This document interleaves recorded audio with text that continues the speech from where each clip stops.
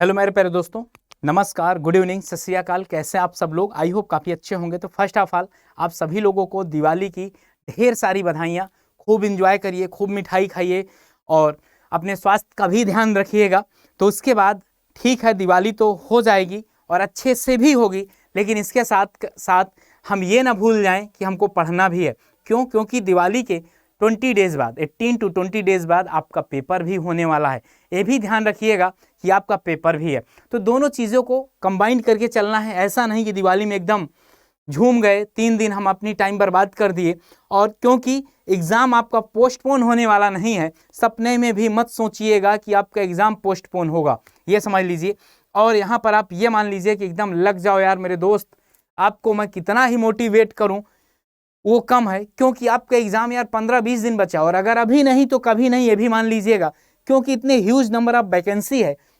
एमपीपीबी में करीब 3,000 करीब है, एसएससी जेई में करीब 3,000 करीब है, आपके झारखंड में भी करीब है, नियर अबाउट इसी के लमसम। अब आप समझ लीजिए इतनी बड़ी गोल्डन अपॉर्चुनिटी कभी मिलेगी क्या? जिस दिन आपका सिलेक्शन हो उस दिन पूरे गांव वालों के साथ दिवाली मनाइएगा। अभी बस थोड़ा सा मतलब यार सिंपल सी बात है, सेक्रीफाइस तो करना पड़ता है। कहने को समझ गए ना?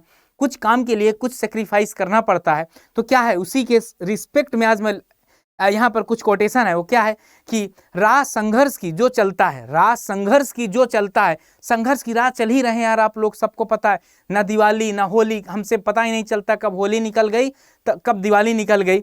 वही संसार को बदलता है। सिंपल सी बात है, अगर आपका सिलेक्शन हो गया तो आप संसार को तो नहीं बदल पाएंगे, लेकिन अपने घर वालों के 1-2 पीढ़ियों को जरूर बदल देंगे, जिनके रातों में जंग जीती है। रात में तो रात भर आप पढ़ाई करते हैं यार, जब सूरज बनकर वही चमकता है और सुबह सूरज बन के वही चमकता है। और जब आपका सिलेक्शन फाइनली हो जाएगा ना, तो आप भी चमकेंगे। लोग आपसे बात करने के लिए तरसेंगे कि यार एक बार भैया से बात कर लें, कुछ शायद सजेशन हमारे लिए बता दें, कोई जड़ी बूटी होगी तो शायद हमको दे दें। लेकिन शायद उनको ये नहीं पता कि ये जड़ी बूटी कितनी रातों में जाग कर जीती गई है, ऐसे नहीं जीत ली गई है। और इसके बाद क्या था आपका, यहाँ पर ये सारा कुछ कर लीजिए। और इसके बाद मैं बता दूं कि इंजीनियरिंग का ये है आपका civil target batch 2। Civil target batch 2 आपका एसएससी जेई 2022, एसएससी जेई 2022 के लिए। ओके, यहाँ कंप्लीट लाइव बैच आपको मिलेगा, कंप्लीट लाइव बैच मिलेगा आपको। और ये देखिए, कोई भी अगर महापैक अगर आप खरीदना चाहते हैं ना, तो वहाँ पर आपको ये कोर्स को इतने में नहीं खरीदना।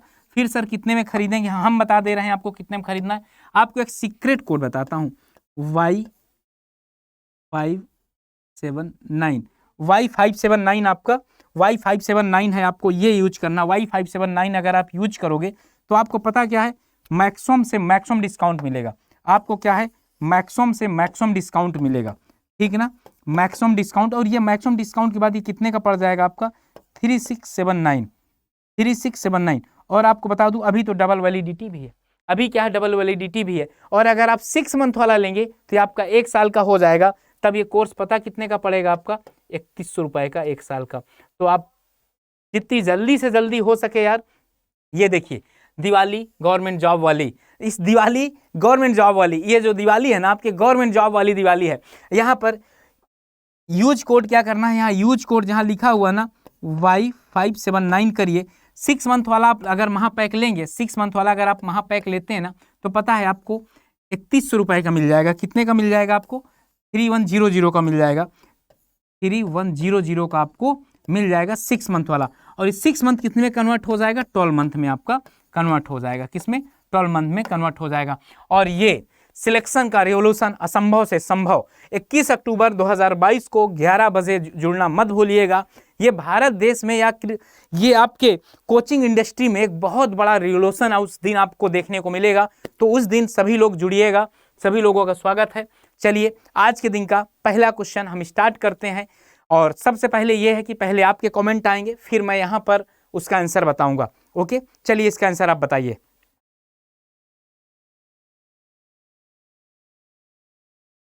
इसका आंसर जल्दी से आप लोग बताइए। ये समझ लीजिए कि दिवाली है और दिवाली के दिन भी हम लोग आपके लिए क्लास लेकर आए हुए हैं कि आप लोगों का तनिक भी नुकसान ना हो। समझ रहे हैं मेरी बात? Which of the following defect is caused by evaporation of painted moisture or solution? इसका आंसर क्या होगा? देखिए, चलिए हम ही बता देते हैं इसका आंसर क्या होगा। इसका आंसर देख बात किया जाए which of the following defect, कौन से टाइप के डिफेक्ट है is caused by evaporation of paint का उड़ जाना, मॉइस्चर और सॉल्यूशन, कौन सा होगा? यहाँ पर देखिए सैफोनिफिकेशन नहीं होगा, यहाँ पर ब्लिस्टरिंग होगा, यहाँ पर क्या हो जाएगा आपका? ब्लिस्टरिंग हो जाएगा। आप लोग कमेंट बॉक्स में फिर से बताइए, आप लोग कमेंट बॉक्स में बताइए ब्लिस्टरिंग सही है कि नहीं, समझ गए ना? आप लोग बताइए ब्लिस्टरिंग सही है कि नहीं, कमेंट बॉक्स में आपको बताना है। पहले इसका आंसर क्या होगा?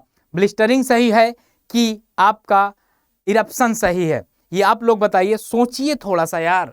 आंसर क्या? आंसर तो मैं तुरंत बता दूंगा, लेकिन आपको सोच के बताना है। ये क्वेश्चन मैं आज सबसे लास्ट में डिस्कस करूंगा। कहां पर? सबसे लास्ट में डिस्कस करूंगा। ओके, तो जाइएगा नहीं कहीं पर, और सेशन में मजा आ रहा हो तो लाइक जरूर करिएगा। कहने का मतलब ये है कि अगर सेशन में अगर आपको मजा आ रहा ना तो लाइक और सब्सक्राइब करना मत भूलिएगा। चलिए इसका आंसर बता दीजिए।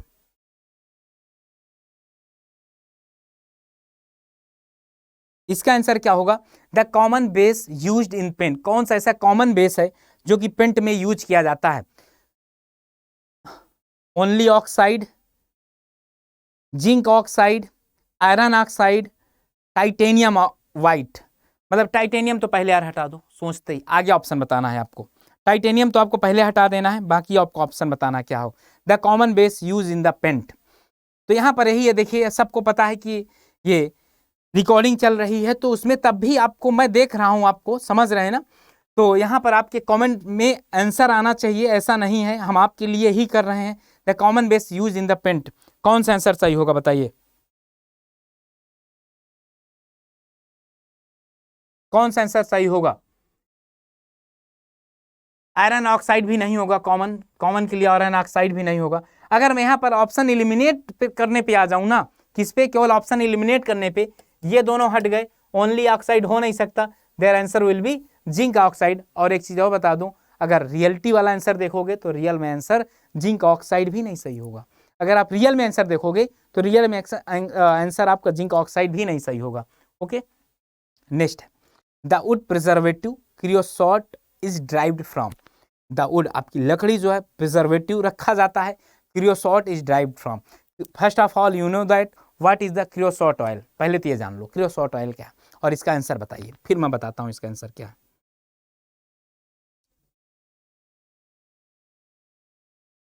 The wood preservative creosote is derive from wood or coal acidic cupric chromate zinc chloride pentachlorophenol. Actually मैं बता दूं ना, क्रियोसॉट ऑयल क्या है? क्रियोसॉट ऑयल आपका है क्या? वुड आर्क ऑयल का बनाया जाता है। ये कोल तार है, ये क्या है आपका? कोल तार है आपका। ये तार आपका तार जो आपका होता है ना, दो तरह से होता है, एक आपका कोल तार होगा, एक आपका क्या होगा? वुड तार होगा, जो लकड़ी से बनाया जाएगा। और एक चीज आपको ये बता दूं कि यहाँ पर ये तार बनाया कैसे जाता है, कोल तार या वुड तार बनाया कैसे जाता है? डिस्ट्रक्टिव डिस्टिलेशन ऑफ कोल तार, ये वर्ड आपको लिखा मिलेगा एग्जाम में, ऑप्शन में ये वर्ड लिखा मिलेगा, डिस्ट्रक्टिव डिस्टिलेशन ऑफ कोल और वुड, ठीक ना? ये बात आपको लिखा मिलेगा। तो यहाँ पर इसका क्रियोसॉट ऑयल काहे के लिए होता है? कोयल और वुड का बनाया जाता है, जो कि आपके टिम्बर के प्रिजर्वेशन के लिए यूज किया जाता है। काहे के लिए? टिम्बर के प्रिजर्वेशन के लिए यूज किया जाता है। चलिए नेक्स्ट क्वेश्चन का आंसर आप बताइए, इसका आंसर क्या होगा? The natural moisture content in a newly quarried या freshly cut stone is known as, ये बता दीजिए, इसका आंसर बताइए आप। The natural moisture content, the natural moisture content in a newly quarried या फ्रेशली कट स्टोन। पहले आप आंसर बताएंगे फिर मैं आंसर बताया करूंगा। पहले आप आंसर बताइए, इसका आंसर क्या है? क्वेरी साहब, वेटिंग मतलब ये वेटिंग मतलब क्या? गीला करना है? कोई आंसर है क्या यार? वाटर कंटेंट ये सॉइल में आता है यार। नेचुरल स्प्रिंग, ये क्या बात कर रहे हो यार, गंदी बातें कर रहे हो। ए ऑप्शन, ऑप्शन का आंसर आए चाहे ना आए, आप एलिमिनेशन अगर सीख गए, आप एलिमिनेशन अगर सीख गए ना, तब भी आप आंसर बता सकते हैं। अगर आप एलिमिनेशन आंसर सीख गए तब भी क्या होगा? आप आंसर क्या कर सकते हैं? बता सकते हैं, ठीक ना? चलिए, the natural moisture content in the newly quarried, freshly आपका क्या होगा, क्वेरिंग सैप होगा। चलिए नेक्स्ट क्वेश्चन में मूव करते हैं। नेक्स्ट क्वेश्चन बताइए, gneiss is chemically classified as, बहुत ही बेहतरीन तरह का क्वेश्चन है। और मैं बता दूं यहां पर 90% लोग क्या 99% लोग गलती करेंगे। बहुत ध्यान से आंसर देना है इसका, बहुत ही ध्यान से आंसर देना है इसका। नीस, ग्रेनाइट आपका नीस में चेंज होगा। मेटामॉर्फिक ऑप्शन, मेटामॉर्फिक ऑप्शन ना एकदम सही है, मेटामॉर्फिक ऑप्शन एकदम सही है, मेटामॉर्फिक ऑप्शन एकदम सही आंसर है आपका। कितने लोग मेटामॉर्फिक वाले हैं? यार कैसे पढ़ाई करते हो यार, पढ़ाई थोड़ा सही लेवल पे किया करो। आ जाते हो बस आंसर दे दिया गया। यार एग्जामिनर चाह रहा कि आप गलती करो, एग्जामिनर चाह रहा कि आप गलती करो यार, और आप गलती कर भी देते हो। सर कैसे? यहां पर क्वेश्चन पढ़ो क्या लिखा हुआ है, नीस इज अ केमिकली क्लासिफाइड। अगर केमिकली लिख दिया ना मेरे दोस्त, केमिकली लिख दिया है तो केमिकल में तीनों तो आते ही नहीं है। केमिकल में कौन सा आता है? सिलिशियस रॉक आता है। केमिकल में आपका कौन आता है? सिलिशियस रॉक आता है। तो यही जगह आप फेल हो गए। और बता दूं, अब यहाँ नीस इसे अगर ये वाला क्वेश्चन केवल पूछा जाता, then their answer will be 2 part, part B, part C, part D. आपका आंसर कितना होता? Part C, part D, 2 part answer आ जाता। समझ गया ना? आपका आंसर ये आ जाता इसके अनुसार। और ये केमिकली नीस के अलावा आपका कौन सा हो जाएगा? सिलिशियस हो जाएगा, सिलिशियस हो जाएगा। देखिए मैं आपको पूरा क्लासिफिकेशन बता ही चुका हूं कि सिलिशियस, आर्जिलेसियस, कैलकरस। कैलकरस में चूना होता है तो CaO आपने लिख दिया था, कैलकरस में चूना होता है तो CaO लिख दिया था। आर्जिलेसियस में आपका क्या होता है? क्ले होता है प्लस एल्यूमिना होता है, क्ले होता है, एल्यूमिना होता है। और इनके एग्जाम्पल भी आपको बता दिया था। क्ले मतलब मिट्टी से क्या बनाते हो? स्लेट बनाते हो। जी सर, स्लेट से बनाते हो। स्लेट से क्या बनाते हो? स्लेट से आप क्या बनाते हो? स्लेट से आप क्या बनाते हो? लेटेराइट बनाते हो। स्लेट से आप लेटेराइट बनाते हो। और एक चीज, स्लेट या अगर क्ले मिट्टी है तो मिट्टी में केओलिन का भी नाम सुने होंगे। केओलिन को भी चाइना के लिए मिट्टी कहा जाता है। तो यहाँ पर आपका आर्जिलेसियस तो याद हो गया होगा। और लेकिन कैलकरस में चूना वाले की अगर बात करूं मैं, चूने वाले में क्या था आपका? चूना वाले में, चूने वाले की अगर बात किया जाए तो क्या था भाई? मार्बल। क्या था आपका? मार्बल। मार्बल और किसमें चेंज हुआ था? आपका डोलोमाइट चेंज हुआ था, डोलोमाइट चेंज हुआ था। और मार्बल किसमें चेंज हुआ था आपका? और मार्बल किसमें चेंज हुआ था? लाइमस्टोन में। ये सारा कुछ आपको बता दिए थे, दोनों याद करवा दिया। बचे हुए सिलिशियस में डाल दीजिए, बचे हुए किसमें डाल दीजिए? सिलिशियस में डाल दीजिए। और ऐसे ही एक तरह का क्वेश्चन और होता है ग्रेनाइट वाला, वो आप गलती करते हो वहां पर। जैसे यहाँ पर मैं मार्बल लिख देता, यहाँ पर मार्बल भी लिखा मिल जाएगा आपको। और एग्जाम में आप जल्दबाजी में क्या करोगे? एग्जाम में जल्दबाजी में आप टिक करके आओगे, जो कि आंसर गलत हो। समझ गए ना? जो कि आंसर क्या होगा? गलत होगा। आपको बचना है इससे, आपको इससे बचना है। कहने के बाद समझ गए ना? चलिए नेक्स्ट क्वेश्चन, ये आंसर बता दीजिए। The compressive range of the building stone, आपकी जो बिल्डिंग स्टोन है ना, उसकी कंप्रेसिव रेंज कितनी है ये बताना है आपको। आपके बिल्डिंग की कंप्रेसिव रेंज कितनी है ये आपको बताना है।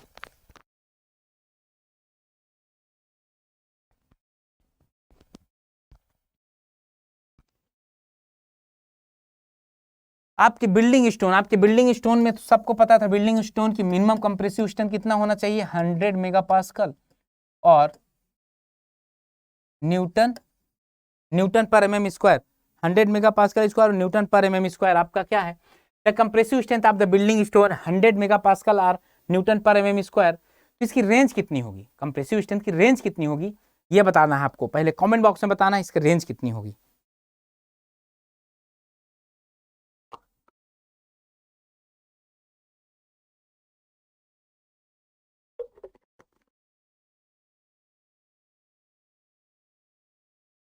इसका रेंज बताना है कितनी होगी।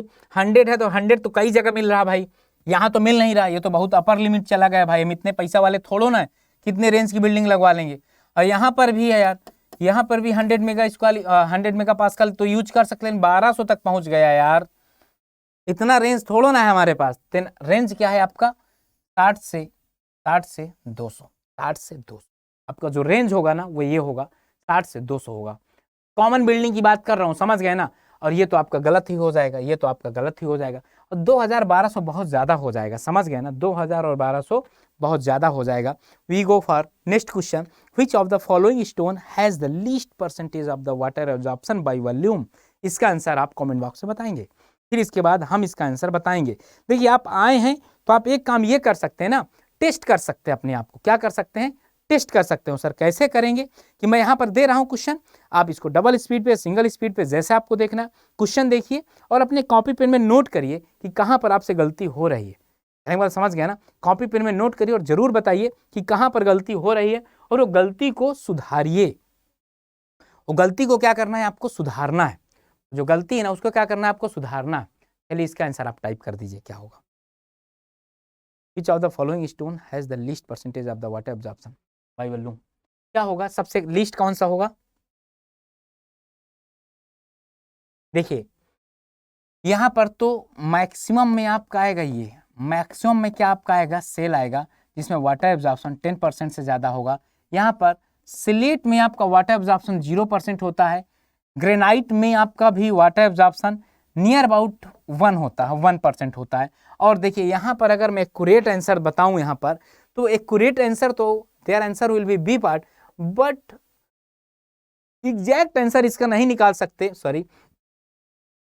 यहाँ पर ये दोनों आंसर आपके होंगे, यहाँ पर ये दोनों आंसर होंगे, लेकिन अगर आपको टिक एक ही लगाना हो तो क्या करेंगे? जब आपको टिक एक ही लगाना है then we go for slate. Slate किसका मेटामॉर्फिक है? सेल किसमें चेंज होता है? स्लेट में चेंज होता है। तो सेल में मैक्सिमम वाटर एब्जॉर्प्शन होगा और स्लेट में आपका 0% होगा। स्लेट कहाँ यूज किया जाता है? आपका स्विच बोर्ड में। कहां पर? स्विच बोर्ड में। अच्छा स्विच बोर्ड में क्यों यूज किया जाता है? क्यों? क्योंकि इसके पास वाटर एब्जॉर्प्शन कितना है? वाटर एब्जॉर्प्शन इसके पास 0 है। वाटर एब्जॉर्प्शन कितना है इसके पास? वाटर एब्जॉर्प्शन 0 है। समझ गया ना? इसके पास वाटर एब्जॉर्प्शन ही 0 है। जब वाटर एब्जॉर्प्शन ही नहीं होगा तो आपका करंट कैसे प्रवाहित होगा? करंट कैसे जाएगा? समझ गया ये बात? बिल्कुल सर समझ गए। ओके, ग्रेनाइट का बताइए मेटामॉर्फिक। ग्रेनाइट अगर देखो, ग्रेनाइट का कैसे होगा? नीस में होगा। ग्रेनाइट का नीस में चेंज होता है, सेल स्लेट में होता है। ओके चलिए नेक्स्ट क्वेश्चन में चलते हैं। आइडेंटिफाई द, लाइट एकदम चमक रही है सामने एकदम। Identify the type of the rock form due to the cooling of magma at the considerable depth from the earth surface. बहुत ही प्यारा क्वेश्चन है, बहुत ही प्यारा क्वेश्चन है। चलिए इसका कमेंट बॉक्स में आंसर बताएंगे, क्या होगा? Identify the type of the rock form due to the cooling magma at the considerable depth from earth surface. क्या होगा आंसर मेरे लाल? क्या आंसर है इसका? सभी लोगों का वोल्केनिक आंसर आना चाहिए, और अगर किसी का वोल्केनिक के अलावा आता है तो देख ले, उसको कुछ ना कुछ प्रॉब्लम है। देखिए पहले तो यहाँ पर आपको थोड़ा सा समझना होगा।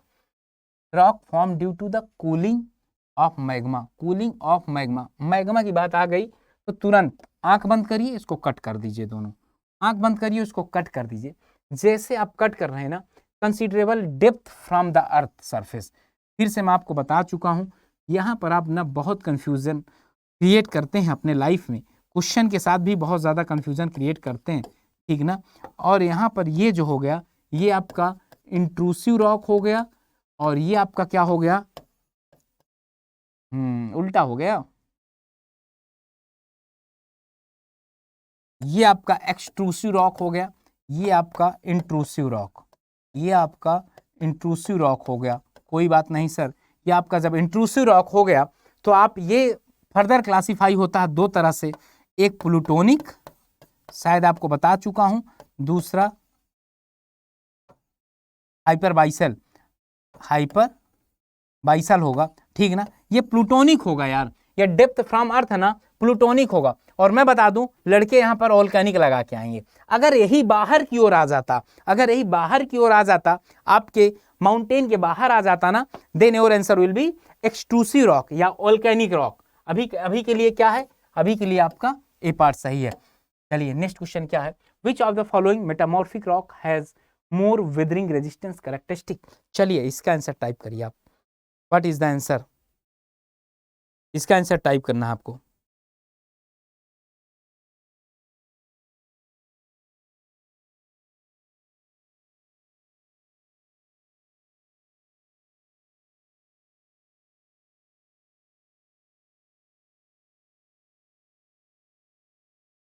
इसका आंसर क्या होगा? विच of the following metamorphic rock has more? Metamorphic rock है,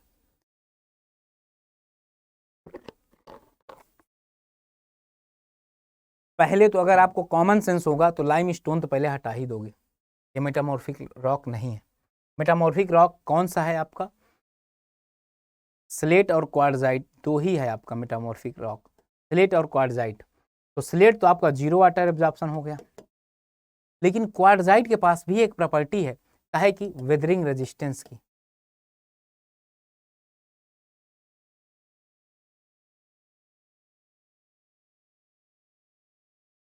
काहे की? वेदरिंग रेजिस्टेंस की। काहे की? वेदरिंग रेजिस्टेंस की। क्वार्टजाइट के पास भी एक क्वार्टजाइट के पास, मतलब ये बता दूं कि अगर मैं शक्तिमान को जैसे वो सातों चक्र मिल गए थे, उसी से मैं अगर आपको एक चक्र दे दूं काहे का? क्वार्टजाइट का, तो वेदरिंग रेजिस्टेंस आपके पास सबसे ज्यादा हो जाएगा। समझ गए ना? और क्वार्ट्ज, अगर क्वार्ट्ज की बात करूं, जो 3 मिनरल्स हैं आपके स्टोन में, कौन से मिनरल मिनरल हैं? Quartz, feldspar, mica. ये जो 3 मिनरल से मिलकर बना है ना शक्तिमान, आपने देखा होगा ये 3 चक्र है। अगर ये तीनों चक्र में देखिए सबसे पावरफुल चक्र कौन सा है? सबसे पावरफुल, अगर मैं आपको क्वार्ट्ज तथास्तु कह दूं कि क्वार्ट्ज आपके शरीर में आ जाए, तो जब आपके शरीर में क्वार्ट्ज आ जाएगा ना भाई, तो पता क्या है? आपके पास स्ट्रेंथ आ जाएगी, रेजिस्टेंस टू केमिकल अटैक की पावर आ जाएगी, बहुत कुछ आपके पास आ जाएगा। तो क्वार्ट्ज सबसे अच्छा होता है। माइका क्या होता है? माइका ये है ना, ऐसे अगर आप यहाँ पे ऐसे कुछ हिट करोगे तो ये कुछ इस तरह से क्या हो जाएगा? कुछ इस तरह से ये टूट जाएगा। ओके, ये काहे की प्रॉपर्टी होगी? माइका की प्रॉपर्टी होगी। चलिए नेक्स्ट क्वेश्चन, ये बताइए विच, अच्छा इसका आंसर बता दिया गया, अच्छा क्वार्टजाइट बता दिया गया। ये विच of the following type of stone use in the rubber masonry? चलिए ये भी आंसर आपको करवा चुका हूं, ये भी आंसर आपको मैं करवा चुका हूं, इसका भी आप आंसर बताएंगे क्या है? इसका आंसर क्या है कि which of the following type of stone is use the rubble machinery? आपको बता दिया था रबल कैसे होनी चाहिए, आपकी रबल कैसे होनी चाहिए? हार्ड होनी चाहिए। हैवी वेट के लिए कहां पर आप यूज करेंगे? लाइट वेट कहां पर यूज? स्मूथ तो नहीं होगा यार, लाइट वेट आप स्लैब, स्लैब के लिए यूज करोगे। हैवी वेट आपका वहां यूज करते हैं, कहां यूज करते हैं? Retaining wall. कहां? Retaining wall.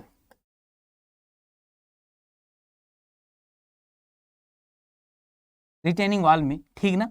और ऑर्नामेंटल के लिए कहां ऑर्ना, कहां पर? ऑर्नामेंटल,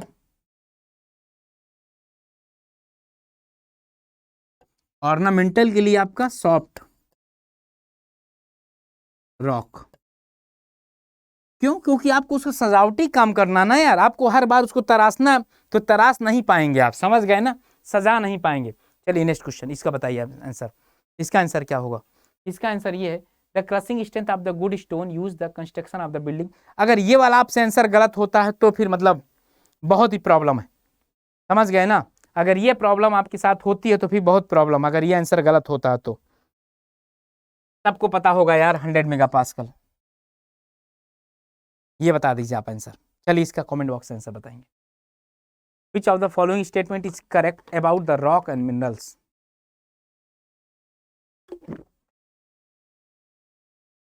इसका आंसर आपको बताना है, इसका आंसर क्या होगा?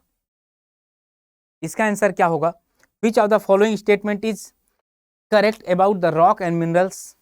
चलिए कमेंट बॉक्स में इसका जवाब दीजिए क्या है। मुझे पता है यहां पर बहुत ऐसे बच्चे हैं जो गलती करेंगे।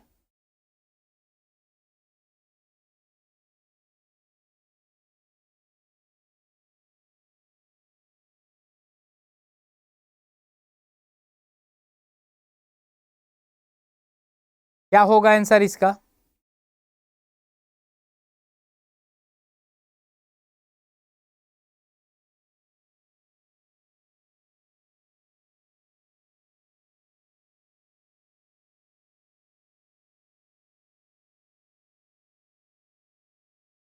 विच of the following statement is correct about the rock and minerals? ध्यान से देखना, ध्यान से पढ़ना, फिर बताना है। जब तक आपके सबके आंसर आएंगे नहीं मैं आगे बढ़ूंगा नहीं।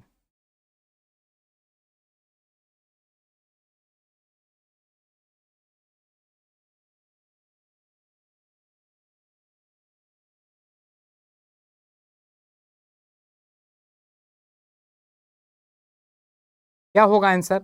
Cell and mica are the metamorphic rock. तो माइका तो मेटामॉर्फिक रॉक नहीं है यार। फिर quartz is a igneous rock. Quartz, ये भी बात सही है यार। क्वार्ट्ज है क्या? क्वार्ट्ज इग्नियस रॉक नहीं है भाई। क्वार्ट्ज आपका क्या है? मिनरल्स है। क्वार्ट्ज, अरे यार क्या गंदी गंदी बातें कर रहे हो। Quartz and mica are the only minerals. बिल्कुल सही लाइन बोला है। बहुत ही प्यारा क्वेश्चन था। क्या था? बहुत ही प्यारा क्वेश्चन था ये वाला। समझ गए ना? और ऑप्शन पढ़ के ही सारे ऑप्शन एलिमिनेट करना था। ये ऑप्शन, ये क्वेश्चन बताना है आपको। ये क्वेश्चन बताना है आपको। इसका आंसर पहले सॉल्व करिए फिर बताइए। पहले सॉल्व करना फिर बताना है।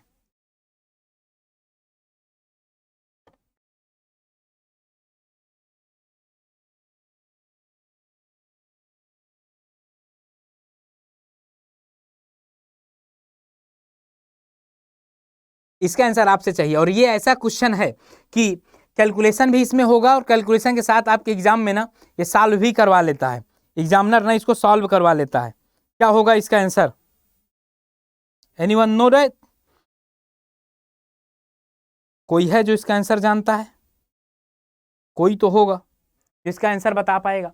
8 आवर लाइट बहुत ज्यादा है, रिफ्लेक्ट हो रही है यार। 8 hour unit hydrograph to catchment is triangular in shape with the base width 64 r and the peak ordinate 20 meter cube. शायद आपको कुछ याद आ रहा होगा, शायद ही आपको कुछ याद आ रहा होगा। कुछ इस तरह से बनाया गया था। ये आपका टोटल कितना है? 64 r है और ये आपका हाइट कितनी है? 20 मीटर क्यूब पर सेकेंड है। The equilibrium discharge of the S curve obtained by using 8R unit hydrograph. क्या, कहां पर? 8R unit hydrograph. बहुत ही प्यारा क्वेश्चन है। पहले सॉल्व करिए इसको, फिर आप मुझसे बताइए क्या करना है। पहले आपको इसको सॉल्व करना है, फिर इसका आंसर मुझे बताना है क्या होगा।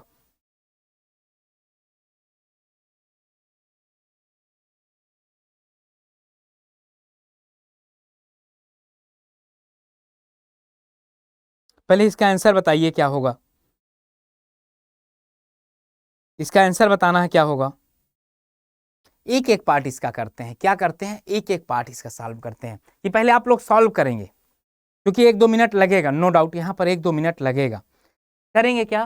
पहले बता देता हूं आपको, आप ध्यान से देखिएगा। अगर इस ट्राइंगल का मैं एरिया निकालूंगा तो 1/2 इंटू 64 विद यूनिट लिखूंगा पर R, 64R into 20 meter cube पर सेकेंड। ओके, अब आप बताइए आवर को चेंज करने के लिए इसमें क्या करना पड़ेगा? मुझे 3600 का मल्टीप्लाई करना पड़ेगा। यहाँ पर क्या होगा? एरिया इंटू, यहाँ पर भी ये आप अगर इनडायरेक्टली देखा जाए, अगर इसका आप सेकंड का सेकंड से मल्टीप्लाई कर देंगे, सेकंड कट जाएगा तो क्या बच जाएगा? वॉल्यूम। और यहाँ पर वॉल्यूम होगा तो 1 इंटू 1/100, 1 इंटू 1/100। 1/100 क्यों होता है? क्योंकि किलोमीटर में आके बन जाएगा। अब ये जो बनेगा ना वो देखते हैं किसमें बनेगा। चलिए, तो यहाँ से ये सेंटीमीटर में था तो उसको मीटर में चेंज कर दिए। जो डेप्थ था ना आपका वो सेंटीमीटर में था तो उसको काहे में चेंज कर दिए? मीटर में चेंज कर दिए। तो इधर भी मीटर क्यूब, इधर भी मीटर क्यूब। कोई बात नहीं सर। देखिएगा यहाँ क्या कर दिए, यहाँ पर आपने कट कर दिया, इसको आपने 10 बना दिया। जब 10 बना दिया तो और इसको मल्टीप्लाई, इसको कैल्सी से मल्टीप्लाई करना पड़ेगा। तो आप एक काम करिएगा, इसको सॉल्व कर लीजिएगा।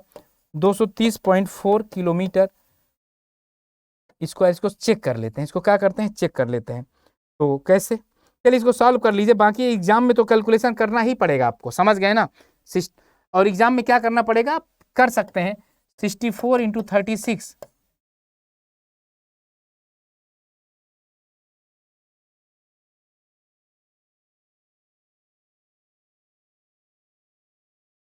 ये आ गया। देखिए ये आ गया।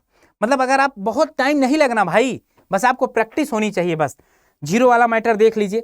और जीरो वाला है मैटर आपको देखना भी नहीं है। जीरो वाला मैटर आप किलोमीटर में कर सकते हैं। कैसे करेंगे ये भी बता देता हूँ। यहाँ पर देख लीजिए 64 है, यहाँ 2 0 होगा, 2 2 4 0 हो जाएगा। कितना? 10⁴ 0 हो जाएगा।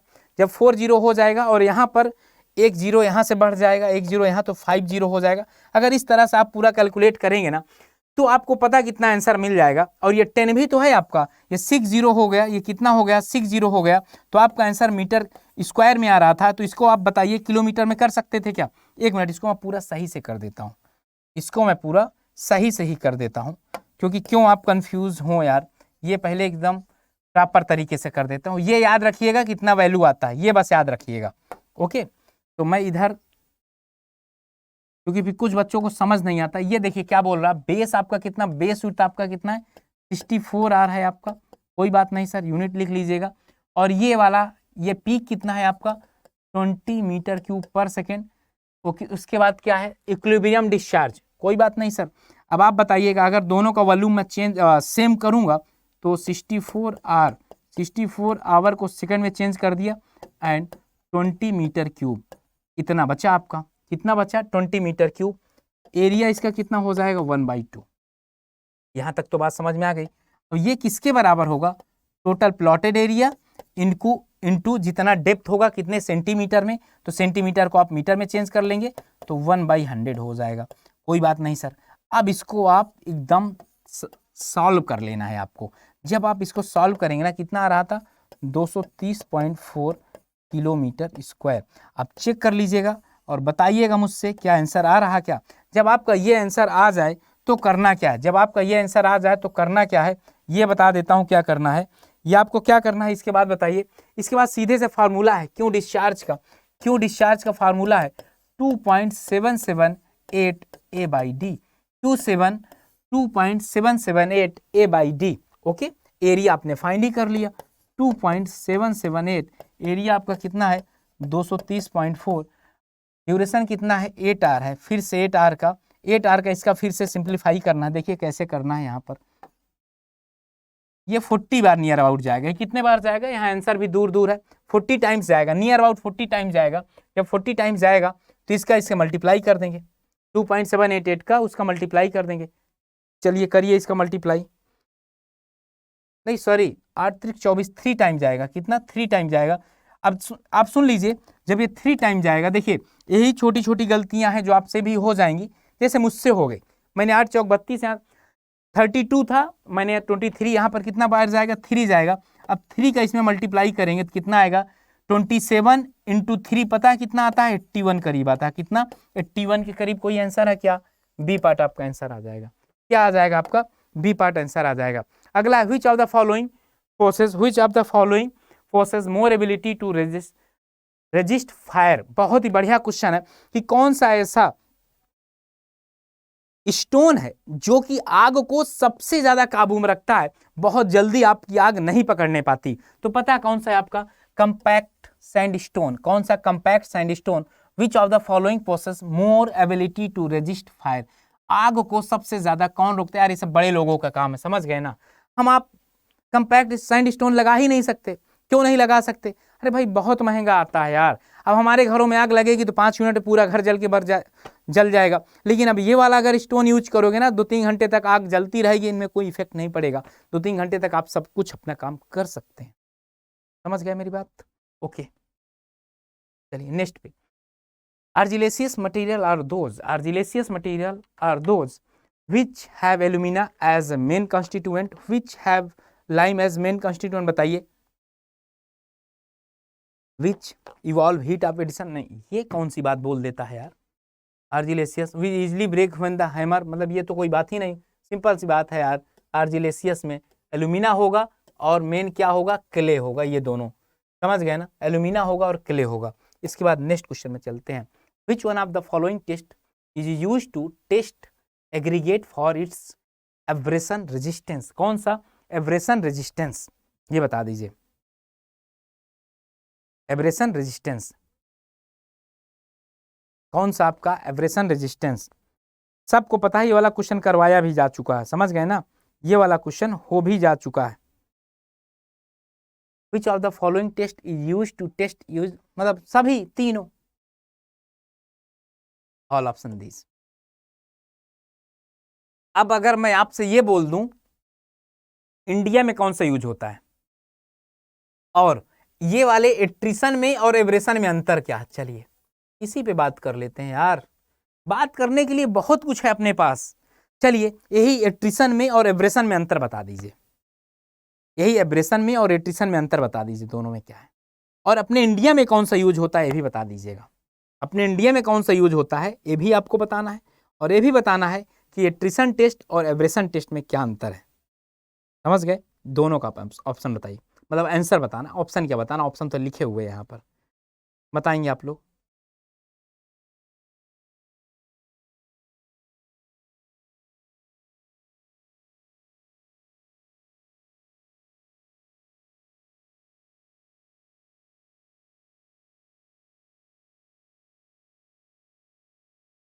क्या होगा?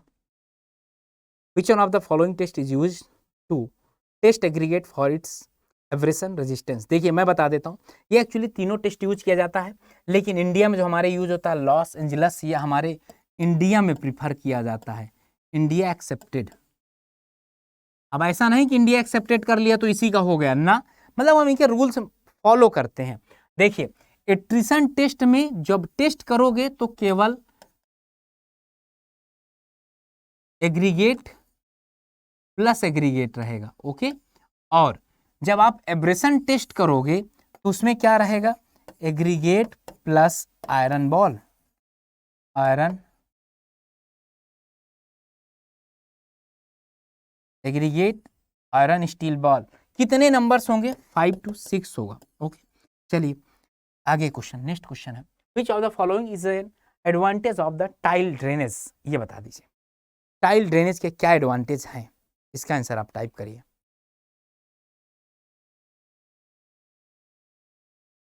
आप लोग जब तक इसका आंसर टाइप करिए, कुछ नए बच्चे हैं ना, उनको ये भी बता देता हूं कि अड्डा से हमारे कैसे जुड़ना है, क्योंकि बहुत ऐसे बच्चे होते हैं ना जो प्रॉब्लम में फंस जाते हैं, सर समझ नहीं आ रहा कि कैसे अड्डा से जुड़ें, तो ये भी बताना आपके लिए बहुत ज़्यादा ज़रूरी होता है। तो बता देता हूं आपको कि कैसे हमारे अड्डा परिवार से आपको जुड़ना है। सबसे पहले यहाँ गूगल बाबा के पास, और यहाँ से सर्च करना है अड्डा 24/7, और जैसे यहाँ पर जाना है ना इंडियाज़ नंबर 1, और इसके बाद क्या होगा आपका ऑल कोर्सेज, ऑल कोर्सेज में जाएंगे ना, जैसे ऑल कोर्सेज में जाएंगे यहाँ पर गेट और इंजीनियरिंग एग्जाम आपका आ जाएगा। गेट और इंजीनियरिंग एग्जाम के बाद इंजीनियरिंग का महापैक आप परचेज करेंगे। कौन सा?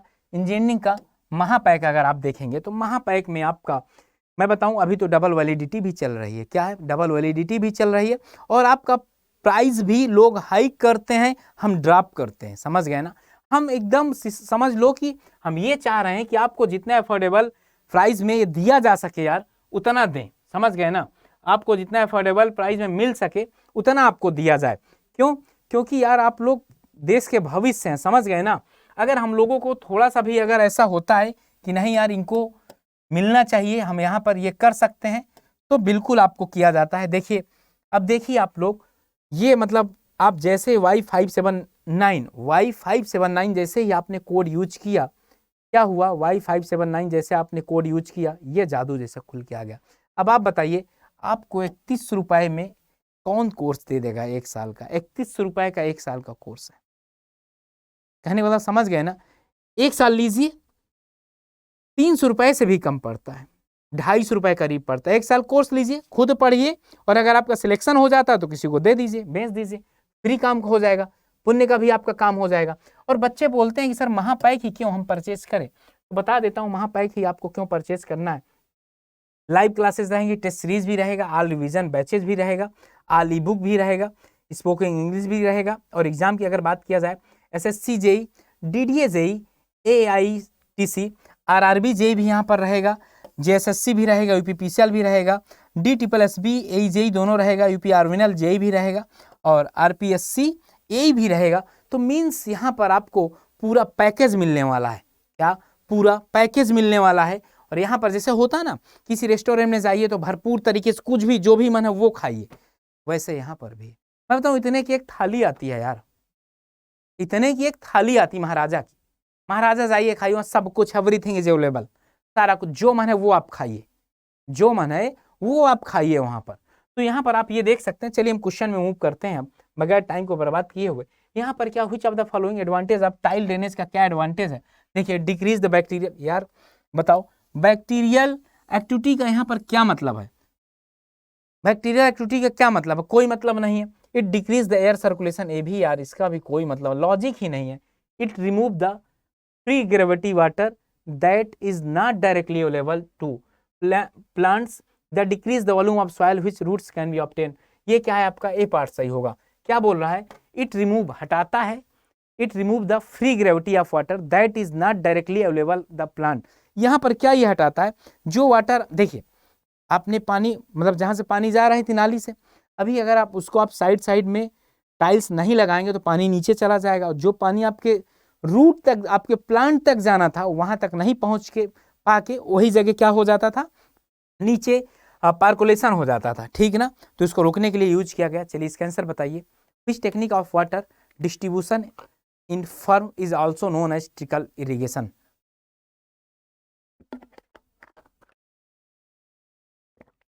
चलिए ऑप्शन बताइए इसका, इसका ऑप्शन क्या होगा।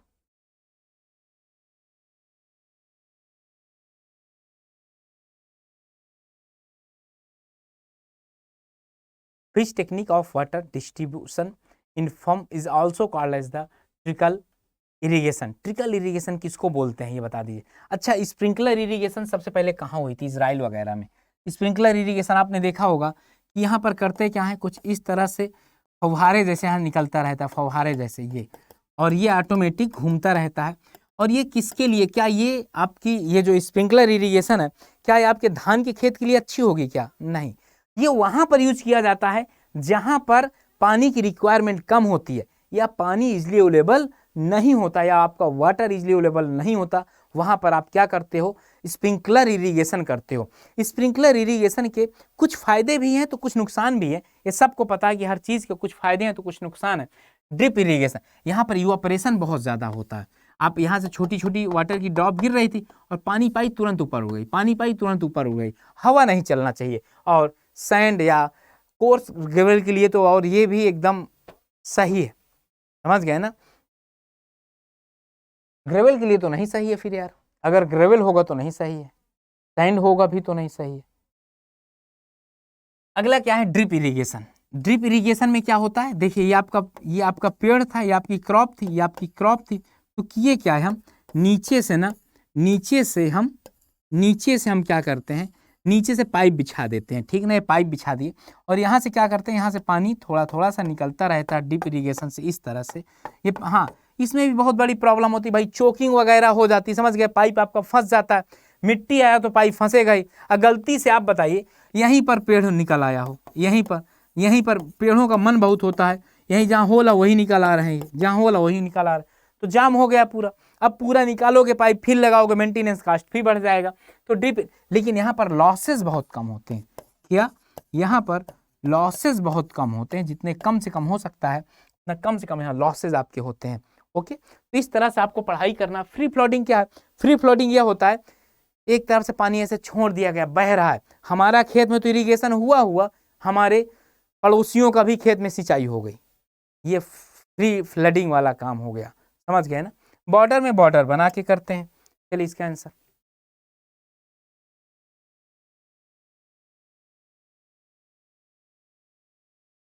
इसका answer, which of the following river in alluvial flood plain flow in the 2 or more channel around alluvial island। which of the following rivers in alluvial flood, alluvial soil हो गई आपकी, alluvial flood plains flow in 2 or more channels, 2 या 2 से अधिक channel एक alluvial Iceland, ये alluvial Iceland है, इसके चारों तरफ घूम रही हैं, ठीक ना, इसे चारों तरफ घूम रही हैं, तो इस टाइप के रिवर को क्या बोलेंगे, तो इस टाइप के रिवर को क्या बोलते हैं, जल्दी से बताएंगे आप लोग।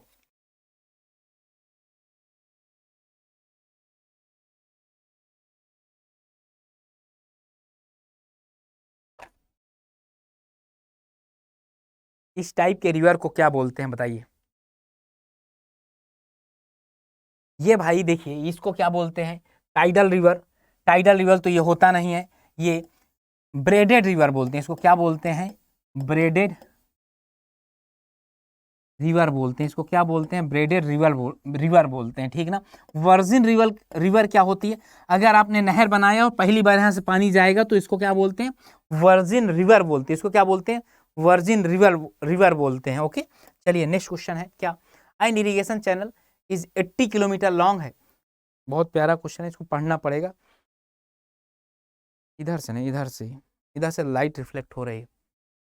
And irrigation canal is 80 kilometre long है। It has an average surface width of 15 metre if the evaporation measurement measured in a class 8.5 mm per day है। the volume of water evaporated in the month of 30 days is। चलिए इसके बारे में बात कर लेते हैं। क्या बोल रहा है, 30 डेज मतलब क्या है, इवापोरेट हो रहा है 30 डेज के लिए कितना पानी चाहिए, तो ध्यान से देखिएगा, एक दिन में कितना है, 1 डे में कितना है, 5 mm पर डे है, तो 15 दिन में कितना हो जाएगा, डे से डे कट गया, 75 mm उसको क्या चाहिए, पानी चाहिए। 30 दिन, सॉरी 15 दिन नहीं, 30 डेज है यार, ये कितना 30 डेज है, तो कितना हो जाएगा यहाँ पर कितना हो जाएगा 150, कितना हो जाएगा 150 mm। कितना पानी चाहिए आपको, 150 mm चाहिए सर, कोई बात नहीं है, 150 mm चाहिए।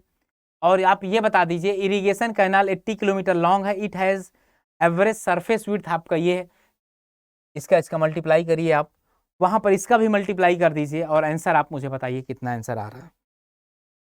थोड़ा सा ट्राई करना, देखिए ऐसे नहीं आएगा, आप सबको पता है यहाँ वॉल्यूम ही गिवन है, यहाँ क्या गिवन है, वॉल्यूम गिवन है, यहाँ पर वॉल्यूम गिवन है, बस थोड़ा सा दिमाग लगाना है।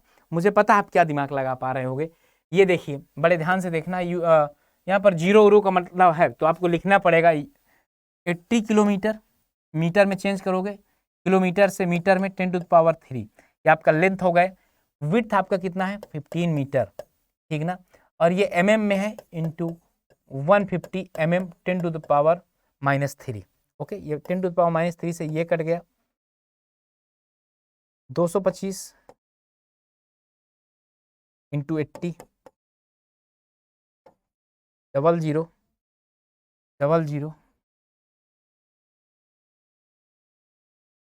ये आंसर कोई मैच कर रहा क्या, ये आपका कौन सा पार्ट सही हो जाएगा, डी पार्ट आपका सही हो जाएगा, लेकिन गलत है।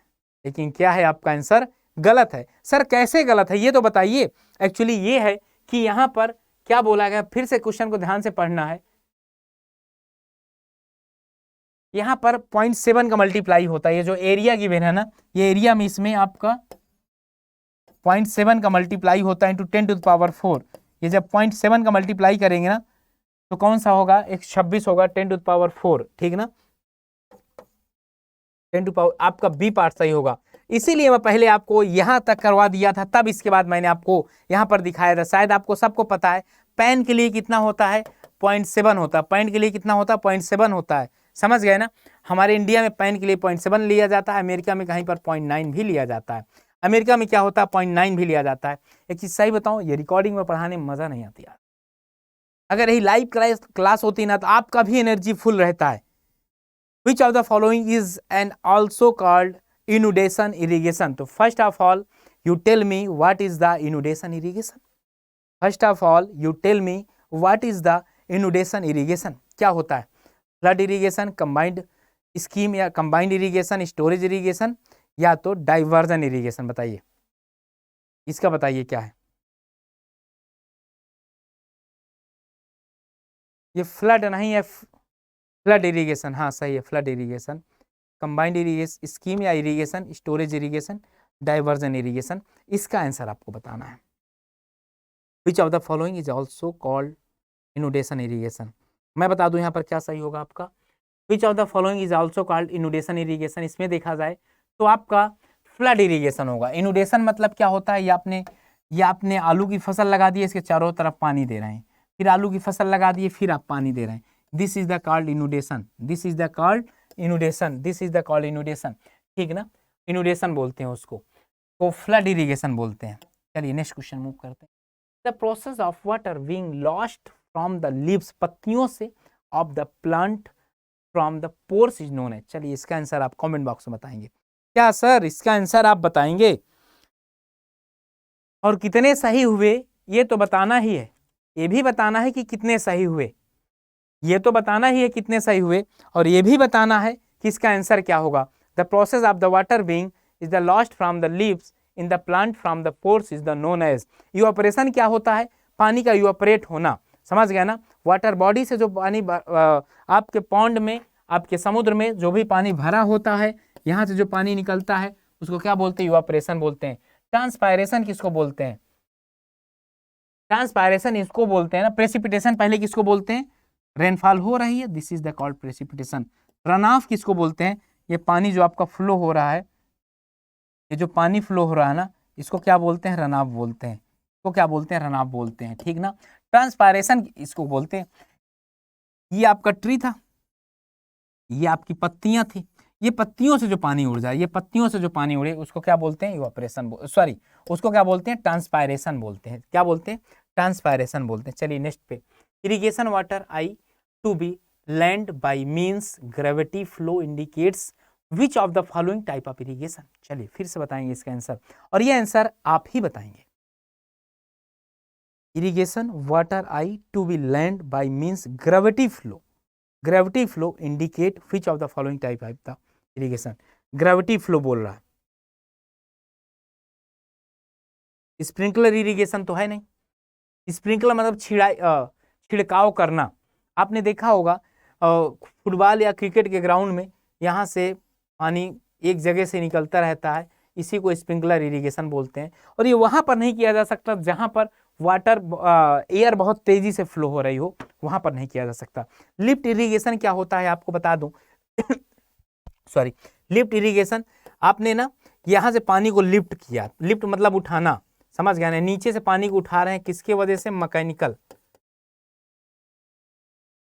किसकी सहायता से? मैकेनिकल की सहायता से।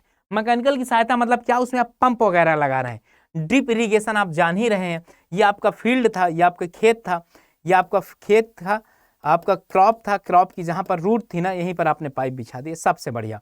तो कौन सा बचा है? एक ऑप्शन आपका फ्लो इरिगेशन। कौन सा होगा? सिंपल सी बात है, पानी ऐसे फ्लो कर दीजिए। ये पानी था, इसको आपको फ्लो ऐसे कर दिए, क्या पानी आपने फ्लो कर दिया? फ्री ग्रेविटी से फ्लो हो रहा, फ्री ग्रेविटी से फ्लो हो रहा, बस। नेक्स्ट पे, identify from the option the non automatic rain gauge used for measurement of rainfall. इसका आंसर बताइए। Identify from the option the non automatic rain gauge used for measurement of rainfall. इसका answer बताइए। इसका answer क्या होगा? Identify from the option the non automatic rain gauge used for measurement of rainfall. Weighing bucket rain gauge, tipping bucket rain gauge, Simon rain gauge या flow type rain gauge. यहाँ पर आप ना एक एग्जाम में तो क्वेश्चन आ ही जाता है। पता क्या क्वेश्चन पूछता है आपसे एग्जाम में?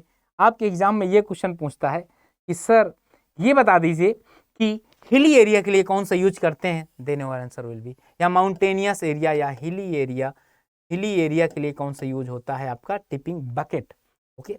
और वेइंग बकेट भी नॉर्मल जगह यूज होता है। साइमन रेन गेज आपका कहाँ यूज होता है? नॉन ऑटोमेटिक रेन गेज है। क्या है? नॉन ऑटोमेटिक मतलब क्या? ऑटोमेटिक अपने से रेन गेज नहीं मेजर करता। इसमें ऐसा मतलब ये पुराने वाली पद्धति में है कि ऐसा एक मतलब फ्लस्क होगा, उसको ले जाके बाहर रख देंगे कहीं खुले में, देखेंगे कितने में बारिश हो गई, बस, और इसमें कुछ भी नहीं। चलिए नेक्स्ट क्वेश्चन मूव करते हैं। इसका answer, in which method water is spread in the air simulating rainfall, क्या बोलते हैं इसको? फिर से फुहारे जैसे बारिश होगी। कैसे? फुहारे जैसे बारिश होगी। तो क्या होगा? सिंपल सी बात है, ड्रिप तो इनर सरफेस के लिए, लिफ्ट और फ्लो नहीं तो स्प्रिंकलर इरिगेशन। जरूर पढ़ लीजिएगा, मेंस के लिए भी जरूरी है। इसका आंसर आप बताएंगे। इसका आंसर आप बताएंगे। The first watering after the crop was grown a few centimeter is known as,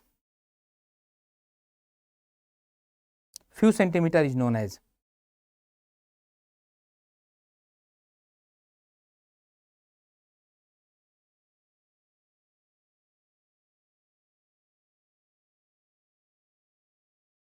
क्या है फर्स्ट वाटरिंग? देखिए, अगर खेत में बीज बोने के पहले अगर आप सिंचाई करते हो तो पलेवा सिंचाई कहते हैं उसको, पलेवा इरिगेशन बोलते हैं। और यहां पर इसको क्या बोला जाएगा?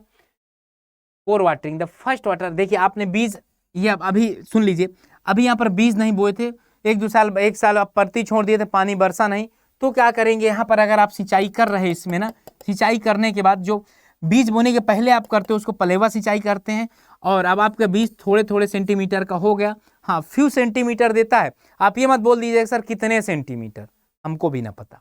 अब यहाँ पर जब बीज आपका ना थोड़े थोड़े बढ़ जाते हैं तो इनको आप फ्यू सेंटीमीटर हाई हो जाते हैं, अब इनको जो इरिगेशन करवाया जाएगा ना उसको क्या बोलते हैं, कोर वाटरिंग बोलते हैं। इनिशियल वाटरिंग प्राइमरी वाटरिंग नहीं होता, इनिशियल वाटरिंग प्राइमरी वाटरिंग नहीं होता, कोर वाटरिंग आपको बताना है। क्या कोर वाटरिंग आपको बताना है, काहे काहे के लिए, गेहूं के लिए कितनी होती है, शुगर केन के लिए कितनी होती है, राइस के धान के लिए कितना होता है, या राइस के लिए कितना होता है, धान के लिए कितना होता है, बता दीजिए।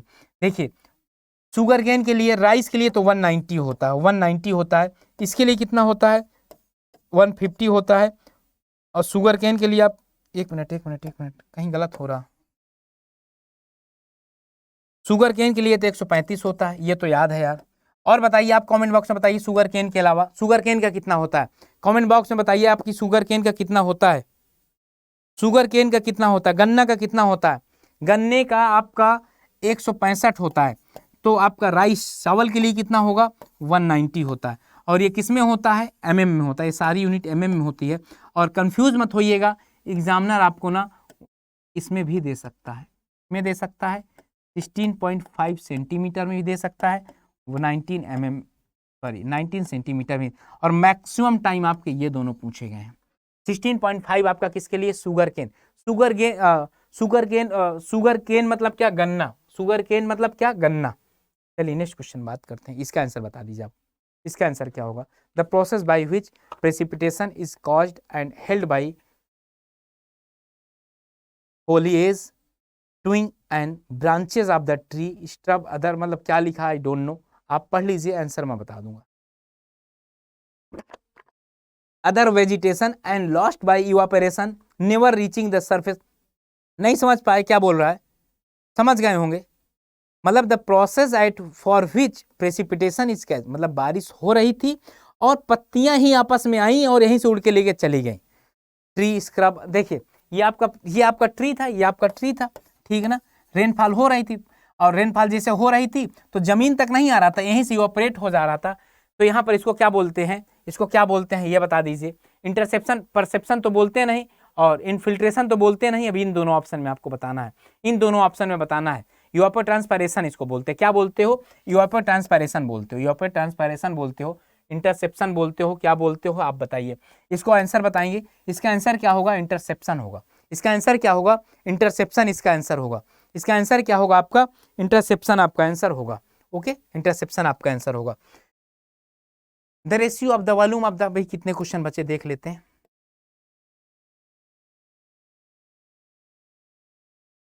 दो क्वेश्चन और बचा, चलिए ठीक। The ratio of the volume of the irrigation water is delivered by distribution system to the water introduce into system is usually known है, जिसका आंसर आप बताइए, इसका आंसर क्या है, ये इसका आंसर आप लोग बताएंगे कितना होगा,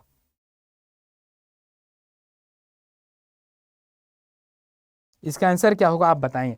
ये वाले क्वेश्चन में बहुत लोग कंफ्यूज होते हैं, क्या, देखिए मैं बता दूं, ये आपकी नहर थी, समझ गया ना, ये आपकी रिवर थी, यहाँ से पानी यहाँ तक फील्ड तक जाएगा, ये आपका फील्ड था, ओके, दिस इज एप्लीकेशन, नहीं ये कन्वे है आपका, ये कन्वे है, यहाँ पर यूज करोगे तो एप्लीकेशन, यही बात बोला जा रहा कि यहाँ से पानी यहाँ तक पहुँचा दिए हैं, यही है। The ratio of the volume of the irrigation water delivered by distribution system to the water introduce into the system is usually known as, क्या बोलते हैं इसको, इसको देखिए डिस्ट्रीब्यूशन नहीं बोलते, इसको कन्वे बोलते, कन्वे मतलब ले जाना, then your answer will be C part. और यहाँ फील्ड में अगर आ जाता इसके बाद यहाँ यूज करते, देन आपका क्या हो जाता, एप्लीकेशन हो जाता, एप्लीकेशन हो जाता, और एप्लीकेशन यूज करने के बाद वो रूट में जितना जाएगा उसको रूट वाटर डिफिशिएंसी बोल देंगे। तीनों आपको समझ में आ गया होगा। और इसके बाद नेक्स्ट है, for row crop the most commonly adopted method of the surface irrigation, क्या बोल रहा है, द मोस्ट अडॉप्टेड क्या है, the most for row crop the most commonly adopted method of surface irrigation, surface irrigation most commonly adopted. देखिए free floating होगा, कौन सा होगा? फ्री फ्लोटिंग होगा। इसके बाद लास्ट क्वेश्चन है 70% इंडेक्स ऑफ द वेटनेस के लिए क्या होगा? Rainfall deficiency. रेनफॉल डिफिशियंसी कितना होगा? 70%। 100 माइनस 100 सॉरी 7 कितना लिखा हुआ है? ये कितना लिखा हुआ है? ये लिखा हुआ 70% ना, तो मतलब क्या? रेनफॉल डिफिशियंसी कितना? 30%। 100 माइनस 70% बराबर कितना हो जाएगा? 30% डिफिशियंसी हो जाएगी। ओके, और ये दिवाली स्पेशल ऑफर आपके लिए है, ये अभी कुछ ही दिनों के लिए रहने वाला है, आज या कल के लिए, इसके बाद ये नहीं मिलेगा आपको। और यहाँ पर कोड आपको एक लगाना है, अगर आप ये कोड लगाएंगे ना तो आई होप आपको मैक्सिमम से मैक्सिमम डिस्काउंट मिलेगा। और देखिए डिस्काउंट की बात नहीं होती, ये कोड लगाने बाद ना यार मेरे गाइडेंस में आप आ जाएंगे, और कोई भी अगर प्रॉब्लम होगी तो सारी प्रॉब्लम्स का समाधान PDF वगैरह ये सारा कुछ हम लोग करते हैं। किसके लिए करते हैं? आपके लिए ही करते हैं। थोड़ा सा यहाँ ट्यूनिंग हो जाती है कि यार हाँ ठीक है, एक अपनापन हो जाता है कि यार ये अपना है, मतलब ये इसने कोड परचेज किया या क्या है, कुछ ऐसा है। ओके, तो इस वजह से कोड आप ये ज़रूर परचेज करिएगा, कोड ज़रूर लगाइएगा। ओके, मिलते हैं, बाय बाय, टेक केयर। और यहाँ बता दूं जो भी नए बच्चे हैं, अगर वो अभी कोड अगर अभी ही जुड़ना चाहते हैं हमसे, तो अभी सेशन के बाद जिनको ऐसे लगता है कि नहीं सर मुझे जुड़ना चाहिए, तो बिल्कुल आप जुड़िए। कैसे जुड़ेंगे आपको बता देता हूँ। अड्डा 24/7 में जाएंगे, यहाँ गवर्नमेंट नंबर 1 वैकेंसी में, यहाँ जाने के बाद यहाँ ऑल कोर्सेज में जाएंगे। गेट और इंजीनियरिंग में जाने के बाद इंजीनियरिंग का महापैक आप खोलेंगे, ठीक ना? इंजीनियरिंग का महापैक अभी यहाँ पर डबल वैलिडिटी शो करेगा, समझ गए ना? यहाँ डबल वैलिडिटी अभी आएगा। ये 6 मंथ वाला आप अगर परचेज करेंगे, देखिएगा कितने का आता है। वाया ऑफर में गए, वाया ऑफर में जाने के बाद यहाँ पर क्या करना है आपको? कूपन कोड लगाना है, कूपन कोड लगाना है। ये कुछ ही समय के लिए बस एप्लीकेबल होता है। देखिए 3104 रुपए का, अगर आप ये Y579 अगर जाते हैं, ये लगाते हैं तो कितने का पड़ेगा आपका? ये आपका कितने का पड़ेगा? 3104 रुपए का पड़ेगा। कितने का सर पड़ेगा? 3104 रुपए का पड़ेगा। तो जितनी जल्दी यार हो सके ना, जाइए और जुड़ जाइए सेशन पढ़ाई के साथ, क्योंकि अगर आपने पढ़ाई नहीं किया या कुछ 1-2 नंबर से रह गए ना, तो आपको फुल लाइफ आपको मलाल रहेगा कि यार सर की बात मान लिए होते, नहीं आज 1 नंबर से हमारा नहीं रुकता। कहने का मतलब समझ गए ना? जिनको भी ऐसी कुछ आवश्यकता लगती है, बिल्कुल जाइए, ज्वाइन करिए। मिलते हैं, अपना ध्यान रखिए, दिवाली बहुत आराम से मनाइएगा। आप सभी लोगों को तहे दिल से दिवाली की शुभकामनाएं। आप और आपका परिवार हरदम खुश रहे। जय हिंद।